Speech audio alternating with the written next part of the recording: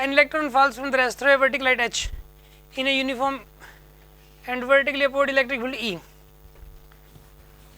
देखो एक इलेक्ट्रॉन है, ये हाइट कितनी है इसकी, एच है, इलेक्ट्रिक फील्ड किस तरफ है इसमें, ऊपर की तरफ है, uniform and vertically upward electric field कितना है इसमें, ई का, किस तरफ है ये, ऊपर की तरफ है, एच हाइट से छोड़ दिया इसको, ठीक है। इस पे एम जी नहीं लगेगा, ये मान के चलो आप, एम जी को हम इसमें पता है क्या, एम जी को हम नेग्लेक्ट कर देते हैं चार्ज के केस में।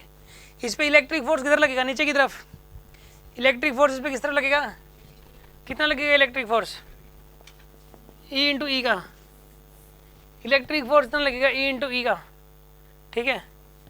एक्सेलरेशन कितना आएगा नीचे की तरफ, force by mass E divide by M, इतना एक्सेलरेशन होगा नीचे की तरफ, नहीं होगा इतना एक्सेलरेशन। अब इसको टाइम कितना लगेगा इसमें, ये मास ऑफ इलेक्ट्रॉन आएगा यहाँ पे, ठीक है ना, टाइम कितना लगेगा इसके अंदर, √2h/g टाइम लगता है।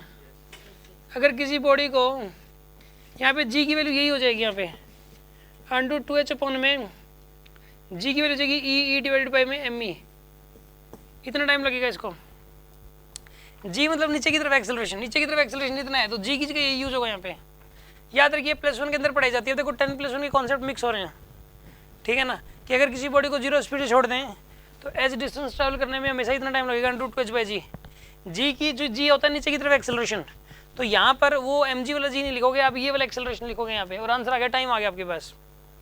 अब अगला केस, इसी के अंदर क्या बोल रहा है, a proton is allowed to fall from the rest in through the same distance. इसमें प्रोटॉन है, प्लस ई का चार्ज है, ये माइनस ई का चार्ज था, और इस बार इलेक्ट्रिक फील्ड भी नीचे की तरफ लगा दिया, ये बोल रहा है। अब इसको कितना टाइम लगेगा, एच डिस्टेंस है भाई, इसको कितना टाइम लगेगा, इसके ऊपर फोर्स नीचे की तरफ ही लगेगा जिधर इलेक्ट्रिक फील्ड है, क्योंकि पॉजिटिव चार्ज है इसके ऊपर, पॉजिटिव चार्ज जिधर इलेक्ट्रिक फील्ड उधर ही फोर्स लगेगा। फोर्स कितना लगेगा इसके ऊपर, ये ई इंटू ई का फोर्स लगेगा इसके ऊपर। एक्सेलरेशन कितना हो जाएगा इसके अंदर, F by M E divided by M, इतना एक्सेलरेशन हो जाएगा नीचे की तरफ, हो जाएगा नहीं हो जाएगा। अब एक बात बताओ आप, यहाँ क्या लगाओगे अब, 30 क्विश में ना, वो टाइम कितना लगेगा अब इसको, √2h/g, जी की वैल्यू क्या लिखोगे आप यहाँ पे, ये मास ऑफ प्रोटॉन लिखोगे यहाँ पे, एम की जगह क्या लिखोगे आप, मास ऑफ प्रोटॉन, √2h/g, जी की जगह क्या आ जाएगा यहाँ पे, mp, तो ये कितना आएगा यहाँ पे, 2h/mp डिवाइड बाई में ई इंटू ई, ये आएगा आपके पास, इतना टाइम लगेगा। अब जिसमें मास कम तो इसमें टाइम कम, देखो 2h अपॉन में ई, इसमें भी 2h अपॉन में ई, ये तो कॉमन है, सेम है, इसमें √m है और इसमें √mp है। इलेक्ट्रॉन का मास बहुत कम होता है प्रोटॉन के मास के मुकाबले, बहुत कम होता है इनका। इवन जो रेशो भी आएगा ना T1/T2 का, यहाँ पे T1/T2 का अगर रेशो निकालना हो यहाँ पे, तो T1/T2 जानते हो कितना आएगा, √me बाई में √mp, ये आएगा आपके पास।